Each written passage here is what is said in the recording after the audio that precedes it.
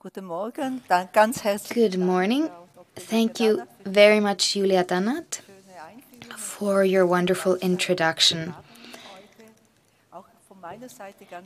And from my part, thank you very much for having invited me, and welcome everyone to today's symposium on the topic of intergenerational living. It is a topic that we've been talking about a lot in the last years.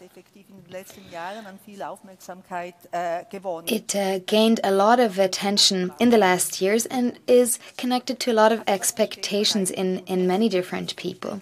But what does intergenerational living mean? I think it's important to all be speaking about the same topic, even if we agree to disagree. Why are these kinds of housing forms becoming more and more popular, and under which conditions can intergenerational housing projects meet individual and societal expectations? There is no one definition of the term intergenerational living, but in general it is used for communal cohabitation of different generations. Neighborly assistance and community activities are part of this aspired form of living. Intergenerational living is also part of a very broad spectrum. There are projects in which all generations live together. Other projects focus on the community living of people in similar or different phases or situations. And there are also living and housing projects focusing on people aged 50 and over. But these can also be viewed as intergenerational living because they span several generations, especially when we think of the increasing life expectancy that we have today. There's a variety of intergenerational housing projects that are more or less formalized and institutionalized. They are different from each other when it comes to their development process, sponsorship, organization, architectural qualities, socio-demographic composition, and approaches when it comes to neighborly relationships. There are intergenerational housing estates, shared houses, flatmates in shared apartments, projects for post-familial life phases. These are the 50-plus projects. Multi-generation family households, which is what we heard from Ms. Dannat, and projects in which living space is exchanged for support for residents of old age.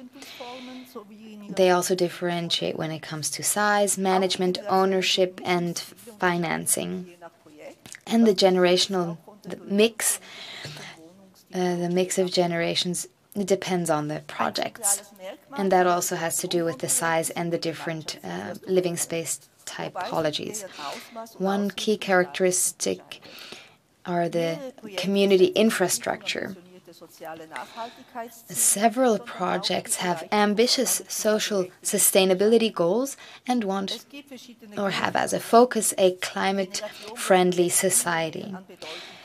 There are different reasons why generational living projects are becoming more and more important and why people are seeing it as the living form of the future. The socio-demographic development of our society plays an important role here. In Switzerland, there are around 3.9 million private households, and in about 1/3 of them, there's only one person, so about 17% of the permanent population.